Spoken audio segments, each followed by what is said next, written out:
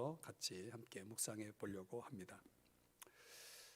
아가서는 우리가 앞서 살펴본 4권 포함해서 지혜서, 시가서 중에 한 권이죠.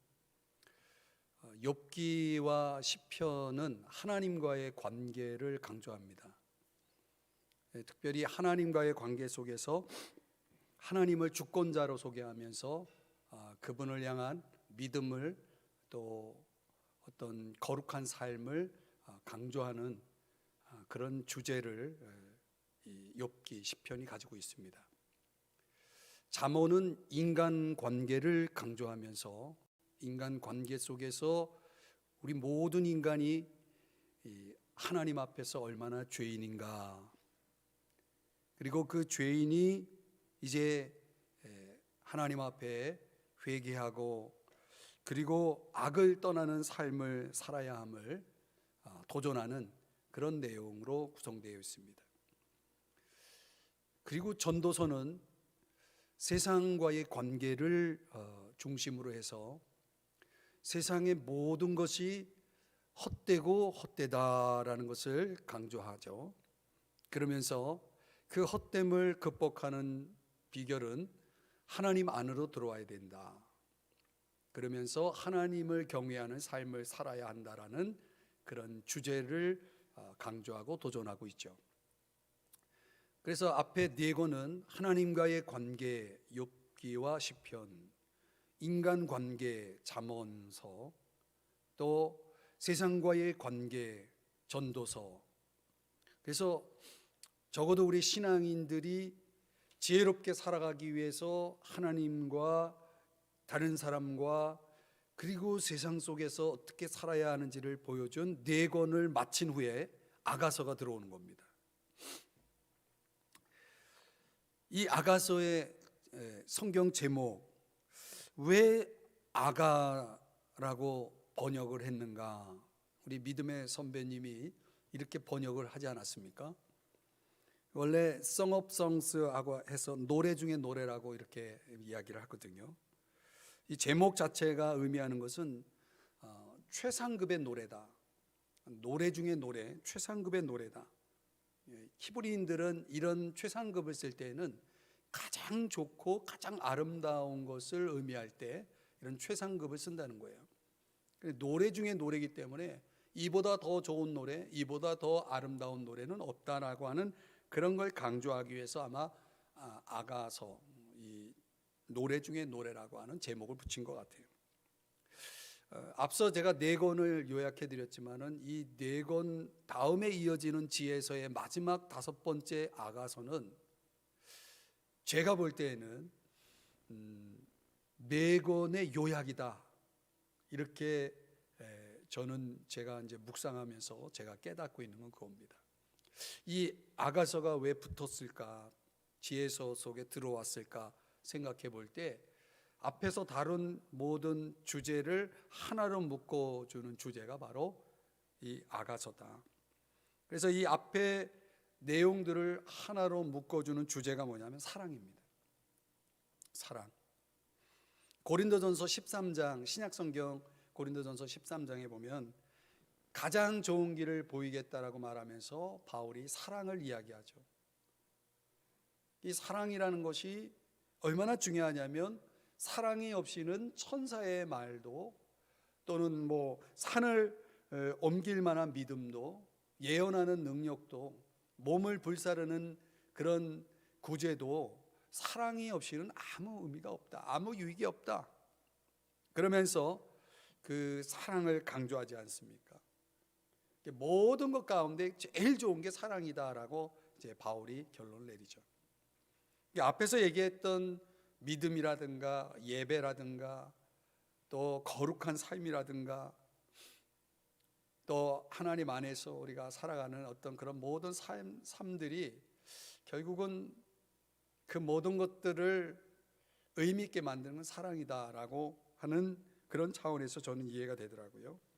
오늘 우리가 살펴보는 이 아가 성경은 어떤 목적으로 이 성경을 보느냐에 따라서 전혀 다르게 우리에게 다가오는 성경입니다. 제가 조금 서론적으로 여러분들에게 설명드리고 싶은 것은, 오늘 첫 시간이기 때문에 설명드리지만, 유대교에서 이 보는 아가서의 개념과 우리 기독교가 보는 아가서의 개념이 조금 차이가 있습니다. 그러나 좀 더 이렇게 같은 연관성을 좀 가지고 제가 이제 좀 설명을 드리면, 유대인들이 이 아가서를 읽을 때는 이스라엘 백성과 하나님의 사랑의 관계성에서 이 아가서를 읽는다는 거예요.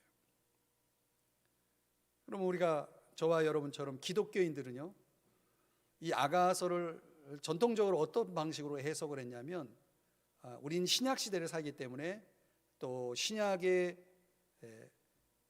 우리 주님 예수 그리스도를 우리가 믿잖아요. 그렇기 때문에 주님과 그리스도, 예수 그리스도와 교회와의 관계로 해석을 하면서 이 성경을 해석을 했다. 이게 이제 역사적으로 그 해석에 대한 역사적인 그런 차원에서 지금까지 우리에게 알려져 있는 그런 내용들입니다. 지금도 이제 유대인들은요, 이 아가서를 굉장히 사랑한다는 거예요. 마치 지성소의 위치에 있는 성경을 한 권을 고른다면 아가서를 고른다는 거예요. 유대인들이 특별한 그 절기가 있습니다. 기념절이 있는데, 우리가 잘 아는 적어도 4개의 절기가 있죠. 3개의 절기가 있죠. 유월절, 오순절, 초막절. 거기에다가 유대인들이 중요하게 여기는 아비브라는 절기가 있고, 또 불임절이라고 하는 절기가 있어요. 불임절 하면 뭐가 생각납니까? 에스더서가 생각나죠. 근데 그리고 오늘 이 아가서까지 해가지고 이 절기마다 이제 유대인들이 읽는 성경이 있습니다. 제일 먼저 시작되는 절기가 유월절인데, 그 유월절이 되면 모든 유대인들은 이 성경을 읽습니다. 아가서. 이게 얼마나 중요하게 이 책을 중요하게 다루고 있는지를 알 수가 있죠. 이 유월절은 어떤 절기입니까? 출애굽을 기념하는 절기잖아요. 그러니까 이스라엘 백성들의 역사로 보면 나라가 시작되는 아주 중요한 의미를 가지고 있는, 나라가 해방이 되고 한 민족이 구원을 얻는 아주 중요한 그런 역사적 의미가 바로 유월절의 그 의미 속에 들어있죠. 그렇다면 이스라엘 백성들의 구원론과 이 아가서는 상당히 연결고리로 이렇게 이어져 있다라고 보는 거죠. 그래서 아가서를 유대인들이 읽으면서 하나님의 구원을 깊이 묵상한다는 거예요. 그러면 우리가 오늘부터 살펴볼 이 아가서를 통해서 우리가 우리의 구원론을 깊이 깨닫는 성경으로 삼기 위해서는 이 본문을, 이 텍스트를 어떤 차원에서 해석해 나가느냐가 이제 굉장히 중요하죠. 저는 이 구원론적 관점에서, 구속적 관점에서 이 본문을 이제 하나씩 풀어 나갈 겁니다. 여러분들이 그렇게 생각하고, 어떤 우리 믿음의 어떤 선배는 역사 속에 이 아가서를 1장, 2장을 채 끝나지도 않았는데 86번을 설교를 했다고 그러죠. 이 아가서를 가지고. 그만큼 설교할 소재가 굉장히 많은 성경이라는 거예요. 저도 한번 그렇게 해볼까 생각을 했다가 금요기도회 때 아무도 안 나올 것 같아서 그렇게 설교했다가는 다들 질려가지고 안 올 것 같아서, 그래서 저는 그렇게 안 하고 조금만 하려고 합니다. 조금만. 그래서 전통적인 우리 기독교에서 아가서를 다루는 해석 방법을 토대로 해서 볼 때, 저는 이 아가서는 저와 여러분 같은 성도들로 하여금 예수 그리스도를 향하도록, 우리의 눈을 예수 그리스도를 향하도록 하는 책이다. 이렇게 이제 결론적으로 그렇게 요약해 드리면서 제 말씀을 시작해 보려고 합니다. 우리가 잘 알고 있는 말씀 가운데 갈라디아서 2장 20절에 뭐라고 말씀합니까? 내가 그리스도와 함께 십자가에 못 박혔나니 그런즉 이제는 내가 사는 것이 아니요 오직 내 안에 누가 살아요? 그리스도께서 사시는 것이라. 이제 내가 육체 가운데 사는 것은 어떻게 살아야 돼요? 나를 사랑하사 나를 위하여 자기 자신을 버리신 하나님의 아들을 믿는 믿음 안에서 사는 것이다. 이게 모든 그리스도인들의 신앙 고백 아닙니까? 그리스도와 나와의 관계 속에서 내 안에 계신 그분은 나를 너무나 사랑하시는 분이고 나를 위해서 모든 걸 다 희생하신 분이시다. 그래서 내가 사는 내 인생의 방향과 목적은 뭐가 됩니까? 그분을 믿는 믿음 안에서 사는 것이다, 이렇게 얘기하죠. 제가 이제 주일에 설교의 그 멘트가 좀 나왔는데, 근데 사랑의 궁극적인 대상이 누구냐? 사랑을 이야기하는 책이라면 결국 우리는 이 사랑의 책을 통해서 누구를 향한 사랑을 깊이 살펴봐야 되는가? 바로 예수 그리스도죠. 우리의 궁극적인 사랑의 대상은 예수 그리스도다. 물론 어떤 학자들은 이것이 부부간의 사랑을 이야기하는 것이다, 부부간의 사랑을 교훈하는 책이다라고 그렇게 강조하는 학자들도 있었어요. 그러나 우리는 전통적인 그런 해석의 역사 속에서 제가 말씀드린 그런 방향으로 이제 볼 겁니다. 그래서 사랑이 몇 번 나오는가, 제가 아가서를 몇 번 읽어봤는데요. 아가서는 117절이거든요. 그 중에 사랑이라는 단어가 이제 얼마나 나오냐면 64번 나옵니다. 근데 64번 나오는 그 사랑이라는 단어가 원어로 보면 3개의 단어가 우리말로는 사랑이라고 번역이 다 됐어요. 자막을 보여주시면 더드라고 하는 단어가 나와요.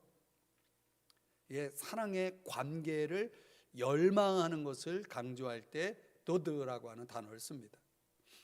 그 원어에 아브라고 하는 단어가 나오는데 이것도 사랑으로 번역됐어요. 이거는 우리가 신약 성경에서 나오는 사랑이라는 단어가 헬라어로 아가페, 많이 들어보셨죠?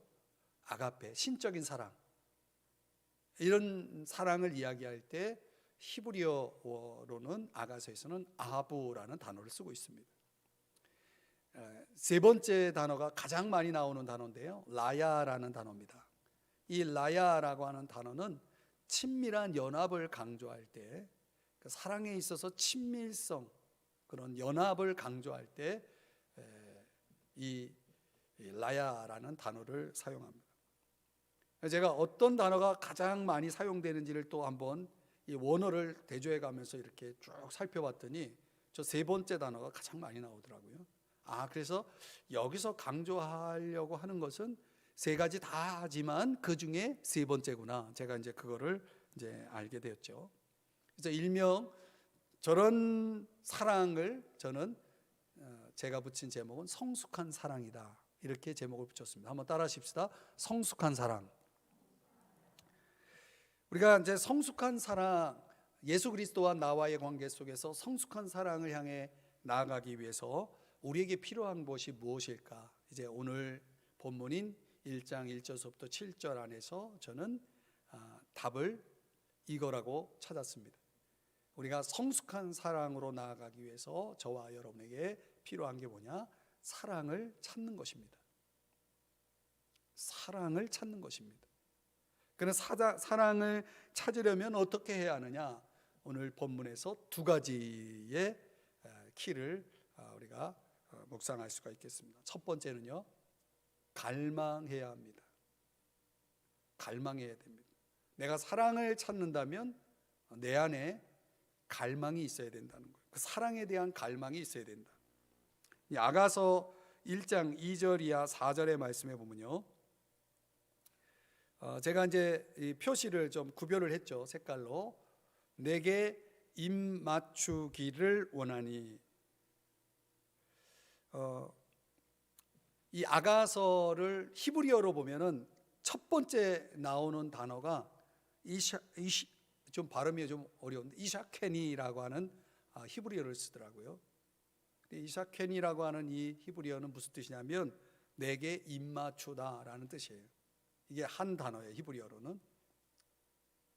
그러니까 이 이사켄이라고 하는 이 발음 참 어렵네요.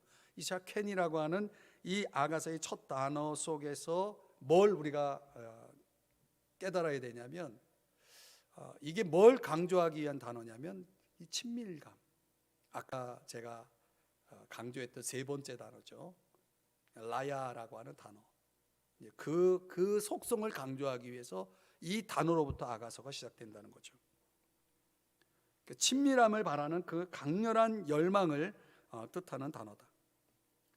여러분, 사랑이라는 관계성 속에서 우리가 사람들은 정말 각별한 관계를 굉장히 중요시합니다. 사랑이라는 건 그 관계를 각별하게 만들죠. 그러니까 우리가 정말 우리의 인생이 풍요롭기 위해서 또 온전하기 위해서 필수적으로 인간이 요구하는 게 뭐냐면 바로 이런 거죠. 각별한 관계. 내가 이런 관계를 가지고 있을 때 그 인생이 풍요로울 수 있고 온전할 수가 있는 거죠. 그 각별한 관계를 대상을 누구에서 찾냐면 한번 말씀을 3절을 한번 보시면요. 뇌 기름이 향기로워 아름답고, 이 기름이라는 단어, 우리가 신약적으로 해석하면 기름은 당연히 성령과 관련된 것이라고 알 수가 있습니다. 성령. 또 우리가 지금 그 사랑의 궁극적인 대상인 예수 그리스도와 연결하면 뇌 기름 하면 예수 그리스도의 기름 부으심을 생각할 수 있겠죠. 근데 그 기름이 향기로웠다, 아름답다, 이런 표현을 쓰고 있죠. 예수 그리스도께서 이 땅에 오셔서 그분이 보여주신 그 사역, 그 능력, 이런 모든 것들은 사실상 한마디로 말하면 아름다운 것이었다는 거죠. 굉장히 아름다운 것이었다. 그분을 통해서 나타난 그런 능력과 그 성령의 역사라고 하는 것은 얼마나 아름다웠는가, 이런 걸 이제 보여주는 거죠. 근데 이 아름다움이라는 단어가 원어로 어떤 단어가 쓰여졌냐면 선하다, 이런 뜻을 가진 단어가 사용되더라고요. 그냥 그분의 행하신 그런 모든 역사가 굉장히 정말 아름답고 선한 것이었다라는 것이죠. 성령을 통해서 이루시는 그분의 사역 자체가 우리에게 그렇게 보여지는 거죠. 또 저와 여러분이 하나님 안에서 성령의 기름 부으심을 받고 하나님 안에서 이루어 나가는 성령의 역사들은요, 굉장히 누가 보더라도 아름다워요. 근데 성령이 없는 사역들은, 성령이 빠진 기름 부음이 없는 사역들은 아름답지가 않아요. 예수님의 그 사역이 그렇게 향기로울 수 있었던, 아름다울 수 있었던 이유는 기름에 있었다는 거죠.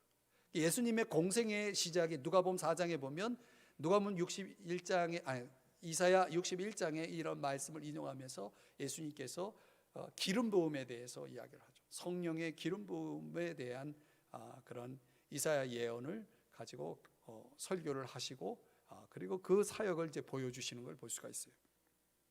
또 우리가 잘 아는 대로 예수님이 세례 받으실 때 예수님에게 성령이 비둘기같이 임하지 않습니까? 그러니까 공생애가 시작되죠. 그분의 공적인 사역이 시작되죠. 기름 부음이 굉장히 중요하다는 거예요. 저는 이것이 예수님에게서 보여진 그런 모습이지만 우리들도 마찬가지죠. 저와 여러분이 하나님 안에서 살아가는 동안 이런 걸 사모하셔야 돼요. 뭘 사모해야 되냐면 기름 부음을 사모해야 돼요. 제가 이제 하나님 안에서 그런 거를 놓고 기도하는데 여러분들이 사역자를 위해 기도해 주실 때 이 기름을 위해서 기도해 주셔야 돼요. 기름 부음이요. 그럼 모든 봉사자들은 교회 안에서 하나님을 섬기는 자들, 더 나아가서 우리가 세상에서 하는 모든 일들도 마찬가지예요. 하나님이 성전의 일을 하는 사람들에게도 틀림없이 성령의 기름 부음을 주시죠. 그래서 제사장들에게 기름을 바르잖아요. 이게 다 우리들에게는 성령의 기름 부으심으로 성취가 되는 거죠. 그러니까 우리가 그렇게 돼야 향기롭고 아름다운 그런 사역들이 나오게 되는 거죠. 또 하나, 내 이름이 쏟은 향기름, 이렇게 나오죠. 내 이름이 쏟은 향기름, 향이 나는 기름이죠. 근데 그게 이름으로부터 시작되는 거죠. 이름은 그 사람이 가지고 있는 전 인격을 나타냅니다. 예수 그리스도의 인격이 보여준 그 향기로움이라는 것은 뭐 말이 필요 없죠. 그래서 너희 안에 이 마음을 품으라, 곧 그리스도 예수의 마음이니, 그러면서 예수의 마음을 강조하죠. 우리가 품어야 될 마음, 그 마음은 다른 말로는 인격이죠. 예수 그리스도의 인격을 품으라. 마태복음 11장에도 수고하고 무거운 짐진 자들아 다 내게로 오나 내가 너희를 쉬게 하리라 하시면서 나의 멍에를 메고 내게 배우라. 그 멍에는 어떤 멍에입니까? 인격적인 멍에죠. 나의 마음은 온유하고 겸손하니 나의 멍에를 메고 내게 배우라, 이렇게 말씀하시죠. 그리하면 너희 마음이 쉼을 얻을 것이다. 진정한 그런 안식이라는 것은 인격에서 나오는 거죠. 예수 그리스도의 인격을 통해서 나오는 것입니다. 여기 말씀해 보니까 처녀들이 3절 끝부분에 처녀들이 너를 사랑하는구나, 그렇게 말하고 있어요. 여기서 말하는 처녀들은 순결한 성도를 가리키죠. 너를 사랑한다라고 할 때 너는 이거는 당연히 신랑 되신 그리스도를 보여줍니다.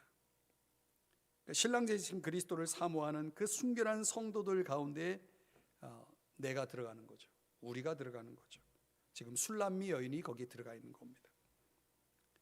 4절에 보면 왕이 나를 그의 방으로 이끌어 들이시니, 그 다음 중요한 말이 나옵니다. 너는 나를 인도하라. 지금 술람미 여인이 사랑을 받는 자가 사랑하는 이를 향해서 지금 고백하고 있는 내용이거든요.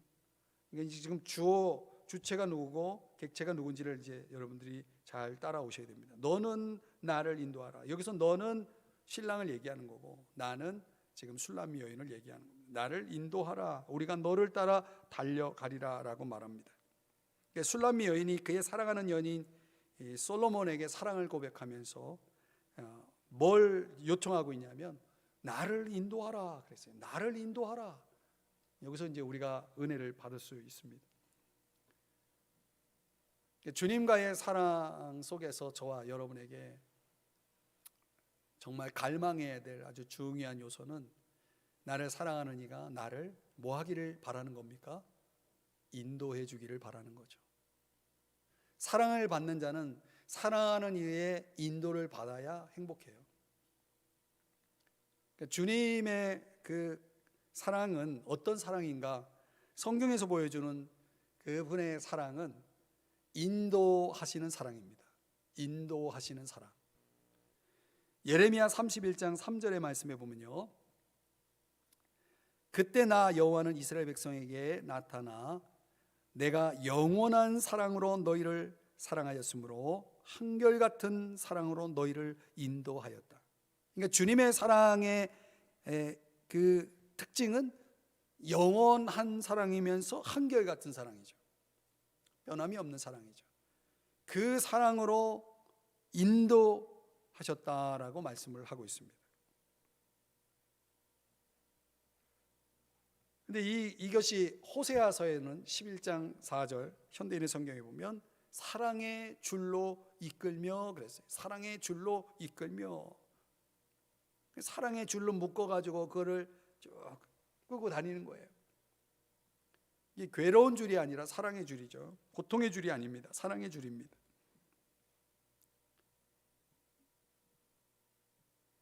바울도 이런 고백을 했어요.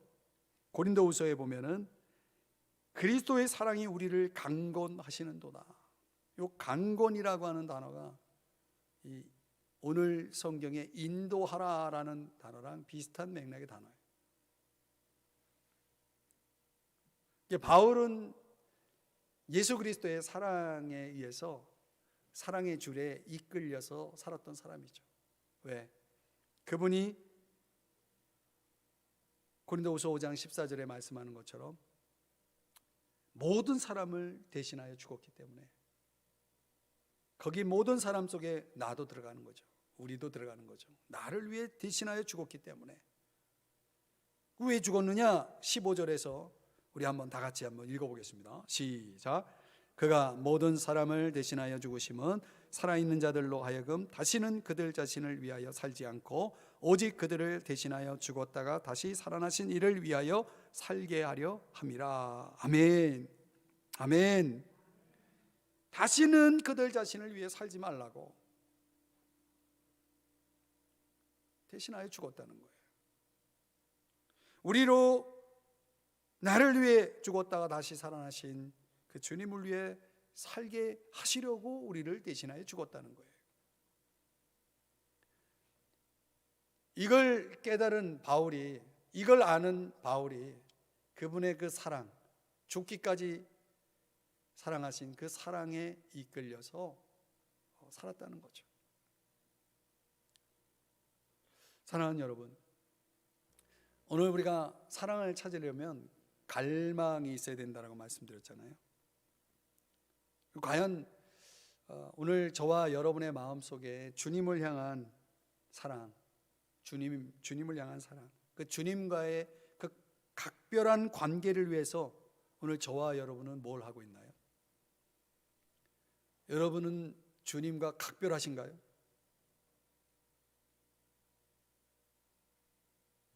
제가 이 말씀을 이제 이렇게 쭉 묵상을 하면서 나는 정말 주님과 각별한 관계인가? 여러분, 우리 인간관계 속에도 각별한 관계가 있잖아요. 정말 내 목숨을 줄 수 있을 만큼 각별한 관계가 있잖아요. 다윗과 요나단처럼 그런 관계가 있잖아요. 주님과 나와의 관계가 그런 관계냐는 거죠.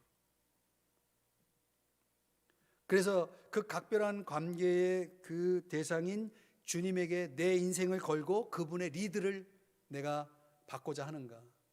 그분을 향해서 나를 좀 인도해 달라고, 나를 좀 이끌어 달라고 그렇게 여러분 그분에게 부탁하고 있나요? 그분에게 전적으로 나를 내어 맡길 수가 있나요? 그렇게 할 수 있는 이유는 뭡니까? 각별하기 때문에 가능한 거죠.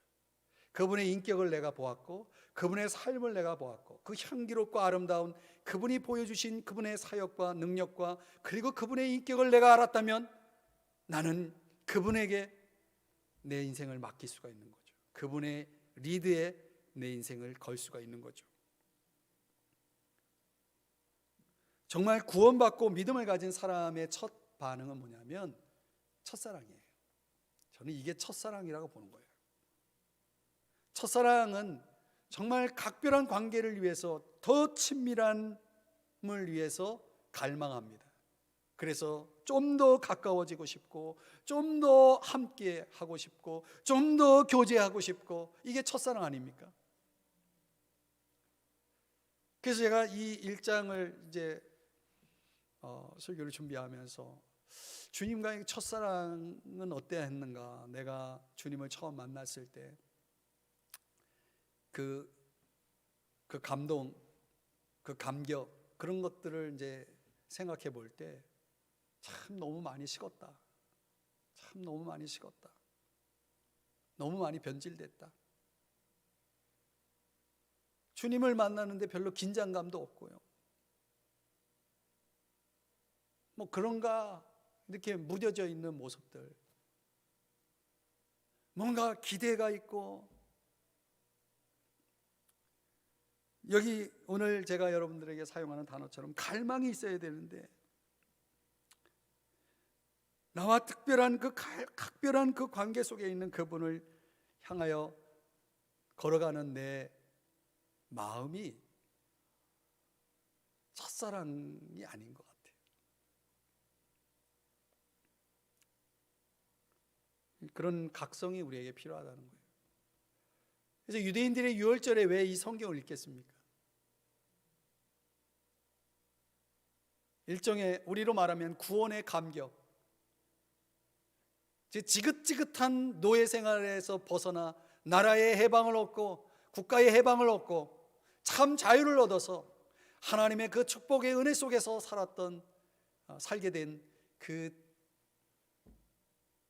유월절을 그들이 떠올리면서 하나님을 향한 그런 언약적 헌신의 삶으로 다시금 자신의 마음들을 돌이키는 그런 차원의 이 아가서가 그들의 입에서 읽혀지고 사용되었다는 것이죠. 그러니 여러분, 우리 모두도 주님과의 첫사랑으로 돌아갔으면 좋겠습니다. 주님을 더 가까이 하고 싶고, 주님을 좀 더 알고 싶고, 주님과 더 함께 있고 싶고, 그냥 그분의 이름만 생각해도 흥분이 되고 가슴이 떨리고 눈물이 나고, 그래야 사랑이죠. 그래야 각별한 거죠. 그게 없이 어찌 우리가 그분과 함께 인생을 걸어갈 수가 있겠습니까? 내 인생을 리드하시는 그 주님의 사랑, 그 구원의 사랑이 오늘 저와 여러분 속에 회복되는 이 사순절 기간이 될 수 있게 주의 이름 축복합니다. 두 번째, 저 사랑을 찾기 위해서 우리에게 필요한 것은 고민하셔야 됩니다. 그래서 고민이 필요합니다. 1장 5절 이하 7절의 말씀에 보면, 예루살렘 딸들아 내가 비록 검으나, 이렇게 말하고 있죠. 술람미 여인이 피부가요 좀, 여기 검으나 이렇게 표현된 거 보면 햇볕에 탄 얼굴이다. 원래 뭐 이렇게 어떤 우리가 인종을 생각하는 것처럼 흑인 뭐 이렇게 생각하면 안 되고요, 햇볕에 탄 거예요. 그 왜 탔는가 했더니 뒤에 나오는 내용에 보니까 포도원을 가꾸는 일 때문에 야외 들판에서 일을 많이 한 거예요. 그러니까 햇볕을 많이 뗐죠. 그래서 그 햇볕에 탄 얼굴로 인해서 외모를 가꿀 여유도 없는 그런 상황이었던 것 같아요. 이 술람미 여인이 지금 그런 얘기를 하는 거예요. 그러면서 6절을 우리 같이 한번 읽어보겠습니다. 6절 시작. 내가 햇볕에 쬐어서 거무스름할지라도 흘겨보지 말 것은 내 어머니의 아들들이 나에게 노하여 포도원지기로 삼았음이라. 나의 포도원을 내가 지키지 못하였구나. 아니, 오빠들의 포도원을 지키느라고 정작 자기 포도원을 지키지 못했다는 거예요. 어머니가 자기를 포도원지기로 만들어서 오빠들의 포도원지기로 만들어가지고 오빠들의 포도원은 내가 지켰는데 나의 포도원은 내가 지키지 못했다, 이 얘기를 하고 있는 것입니다. 이거는 오늘날 우리 성도들에게는 이런 개념입니다. 우리의 일상적이고 아주 피상적인 일로 인해서 거기에 몰두한 나머지 정녕 내 자신이 하나님 앞에서 지켜야 될 나의 포도원, 나의 신앙을 내가 제대로 지키지 못했다. 오늘날 이런 사람들이 너무 많은 거죠. 우리는 종종 우선순위의 혼란을 겪고 살아갑니다. 마태복음 6장 33절에 뭐라고 말씀합니까? 너희는 먼저 그의 나라와 그의 의를 구하라고 말씀하시죠. 우리가 종종 그 주님의 말씀을 망각하며 살 때가 얼마나 많습니까?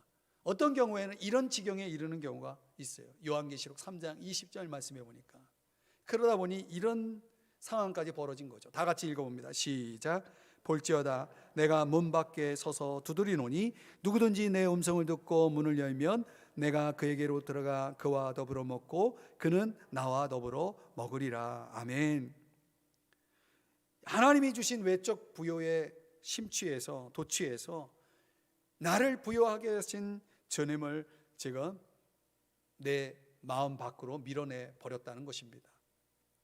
이게 라오디게아 교회를 향한 성령의 책망 아닙니까?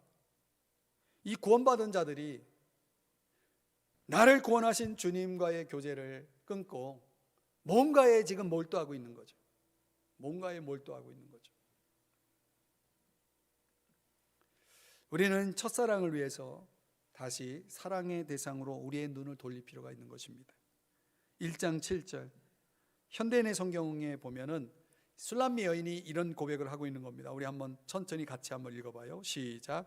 내가 사랑하는 님이시여, 오늘은 당신이 양떼를 어디서 먹이며 정오에는 어디에서 쉬는지 말해주세요. 어째서 내가 이리저리 방황하며 당신 친구들의 양떼 가운데서 당신을 찾아야 합니까? 여기 보면 술람미 여인이 사랑하는 이 연인과의 사귐을 나누고자 그가 있는 곳을 지금 뭐 하고 있습니까? 찾고 있어요. 당신이 어디서 쉬는지 좀 말해달라. 좀 사귐을 교제를 나누고 싶은데 어디서 쉬는지 좀 알려달라. 적극적으로 찾고 있는 겁니다. 여러분, 이걸 우리에게 적용하면 우리는 주님을 찾고 있나요?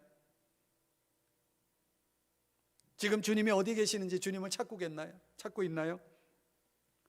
요한복음 1장 37절 보면은요, 두 제자가 세례 요한의 두 제자가 세상 죄를 지고 하는 하나님의 어린 양이다 하는 말을 듣고 예수를 따라갑니다. 예수께서 돌이켜 그 따르는 걸 보시고 이렇게 묻습니다. 무엇을 구하느냐? 왜 나를 졸졸 따라와? 왜 뭘 원해? 뭘 구해? 이렇게 물어보니까 그 두 제자가 뭐라고 물었어요? 랍비요, 어디 계십니까? 이렇게 대답을 하는 겁니다. 우리는 무엇 때문에 지금 당신을 따라온 게 아니고 바로 당신 때문에 따라왔다 이 얘기죠. 그래서 39절에 보니까 다 같이 읽어봅니다. 시작. 예수께서 이르시되 와서 보라. 그러므로 그들이 가서 계신 데를 보고 그날 함께 거하니 때가 10시쯤 되었더라. 여러분, 주님이 우리에게 그렇게 물으실 거예요. 무엇을 구하느냐? 저요, 지금 구할 게 보통 많은 게 아니에요. 이렇게 나오겠습니까? 랍비요, 주님 어디 계십니까?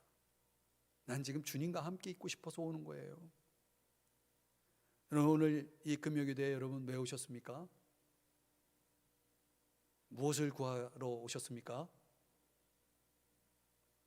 저 주님 만나러 왔어요. 이렇게 대답한 거랑 똑같아요. 주님 만나러 왔어요. 주님과 교제하러 왔어요. 여러분, 우리의 신앙은 무엇을 찾고 있는 신앙입니까? 아니면 누구를 찾고 있는 신앙입니까? 요한복음 6장 26절 27절의 말씀에 보면 예수님이 이렇게 말씀하셨어요. 내가 진실로 진실로 너희에게 이르노니 너희가 나를 찾는 것은 표적을 본 까닭이 아니요 떡을 먹고 배부른 까닭이로다. 떡을 먹고 배부른 까닭이다. 이게 무슨 얘기입니까? 너희들은 지금 육신의 그 욕구를 채우기 위해서 나를 찾고 있는 거야. 철저한 물질주의. 이런 걸 오늘날 용어로 말하면 기복주의죠. 복받기 위해서 나를 찾는 거야. 그래서 주님이 27절에 뭐라고 말씀하는지 다 같이 읽어봅니다. 시작. 썩을 양식을 위하여 일하지 말고 영생하도록 있는 양식을 위하여 하라. 아멘. 여러분, 우리가 주님을 찾아야 할 이유는 썩는 양식이 아니라 영생하도록 있는 양식을 위해서 주님을 찾는 겁니다. 그 영생하도록 있는 양식이 뭐냐? 요한복음 6장 66절 이하에 보니까 주님이 자꾸 표적은 안 보여주고 기적을 빨리 행해가지고 떡을 먹고 배불러야 되는데 그런 건 해결 안 해주고 자꾸 어려운 말씀을 하니까 그때부터 제자 중에서 많은 사람이 예수님을 떠나갑니다. 떠나갔어요. 다시 예수와 함께 다니지 아니하더라. 얼마나 많은 사람이 떠났으면 여기 많은 사람이라고 이야기하고 있죠. 자기들의 관심, 자기들이 원하는 걸 얻지 못하니까 다 예수님을 떠나가 버리는 거예요. 67절에 보니까 예수께서 12제자에게 이르시되 너희도 가려느냐? 이제 12명만 남은 거예요. 68절 다 같이 읽어봅니다. 시작. 시몬 베드로가 대답하되 주여 영생의 말씀이 주께 있사오니 우리가 누구에게로 가오리까? 제가 청년 때 주님을 인격적으로 만난 아주 중요한 여름 수련회가, 청년부 여름 수련회가 있었는데, 그때 그 수련회 주제가 바로 이 말씀이었어요. 영생의 말씀이 계심에 우리가 누구에게로 가오리까? 그게 주제의 말씀이었죠. 그때 제가 주님을 인격적으로 만났어요. 그때. 근데 이 말씀 볼 때마다 옛날 그 수련회 때 주님 만난 그 경험이 자꾸 떠올라요. 영생의 말씀이 계심에, 영생의 말씀이 주께 있사오니 우리가 누구에게로 가오리까? 우리가 주는 하나님이 거룩하신 자이신 줄 믿고 알았사옵나이다.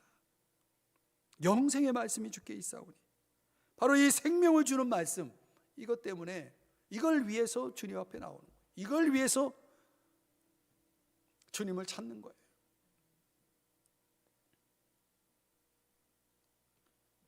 여러분, 우리가 주님을 찾는 이유, 주님을 찾고자 하는 그 열심의 동기가 뭐냐? 썩는 양식이 아니라 영생하도록 있는 양식, 나에게 생명을 주는 말씀. 저는 이랬으면 좋겠어요. 정말 모든 성도들이, 저를 포함해서 모두가 다 정말 이 영생하도록 있는 양식을 위해서 주님 앞에 사모하여 달려나오는 그런 신앙생활, 그런 신앙생활이 진짜 아닙니까? 그 말씀이 여러분을 살릴 것입니다. 아모스서 4장 10절, 제가 이번 주간에 일독도 하면서 이 말씀에서 은혜를 좀 받았는데요. 내가 너희 중에 전염병 보내기를 애굽에서 한 것처럼 하였으며 칼로 너희 청년들을 죽였으며 너희 말들을 노력하게 하며 너희 진영의 악취로 코를 찌르게 하였으나, 그러니까 하나님이 이스라엘 백성들이 이 의지하는 모든 힘의 의지의 힘을 다 끊어버렸다는 거예요. 그럼 더 이상 의지할 게 없잖아요. 그런데도 이렇게 했다는 말을 4번 반복합니다. 하나님이 아모스 선지자를 통해서 말씀하시는데, 이 4장에서 너희가 내게로 돌아오지 아니하였느니라, 내가 이렇게 했음에도 너희가 내게로 돌아오지 아니하였느니라, 이 말씀을 4번이나 강조하면서 반복을 했어요. 아주 고집스럽게 안 돌아와요. 그러면서 아모스서 5장에서 하나님을 떠나 사는 이스라엘 백성들을 돌아오라는 사인으로 그런 걸 보내도, 그런 일을 하나님이 행해도 돌아오지 않는 그들을 향해서 다시 한번 초대를 하시면서 아모스 5장 4절에서 이렇게 말씀합니다. 다 같이 읽어봅니다. 시작. 여호와께서 이스라엘 족속에게 이와 같이 말씀하기를 하시기를 너희는 나를 찾으라, 그리하면 살리라. 아멘. 여러분, 찾는 것이요, 삶의 조건이 아니라 삶 자체여야 된다는 거예요. 찾는 것이 삶이 되어야 된다는 거예요. 반대로 말하면 찾지 않는 것이 죽음 자체라는 거죠. 내가 찾고 있지 않다면 나는 지금 죽어 있는 거예요. 여러분 보고 주님, 살기 위해서 주님을 찾으라는 그런 말씀, 오늘 본문의 말씀은 그런 의미가 아니라 찾는 게 사는 거다, 찾는 게 생명이다, 안 찾으면 죽음이다, 이걸 이제 강조하고 있는 거죠. 주님을 찾는 것이 내 삶이 되어야 된다는 거예요. 그분에게 붙어 있어야 그날 내가 사는 거예요. 로마서 10장 13절에 보면 누구든지 주의 이름을 부르는 자는 구원을 얻기 때문입니다. 말씀을 좀 정리해 보겠습니다. 이 술람미 여인이 자신의 연인인 솔로몬 왕을 향해서 사랑을 고백하는 내용이지만, 우리에게는 우리의 연인인 예수 그리스도를 향해서 우리가 사랑을 찾아 고백하는 내용이기도 합니다. 과연 나는 사랑의 주님을 얼마나 찾고 있는가? 내가 그분에게로 돌아가야 하는데 과연 나는 그분과 그렇게 각별한 관계를 계속 이어가고 있는가? 방탕한 아들, 이 둘째 아들 탕자가 결국은 깨닫고 아버지에게 돌아오잖아요. 아버지에게 돌아와서 결국 그 아들의 신분과 영광을 되찾게 되었죠. 결국은요, 우리가 돌아와야 됩니다.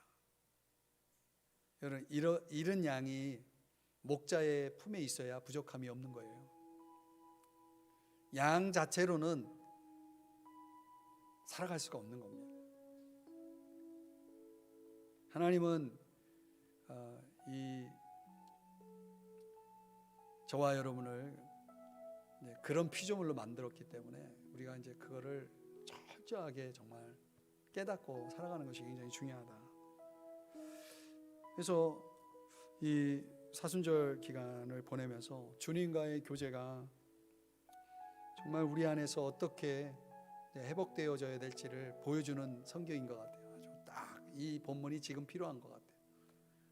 그러니까 얼마나 내가 그분을 갈망하고 얼마나 그분을 애타하고 그분을 만나고 싶어하는가에 대한 그런 갈망들이 내 안에 없다면 내가 고민을 시작해야 됩니다.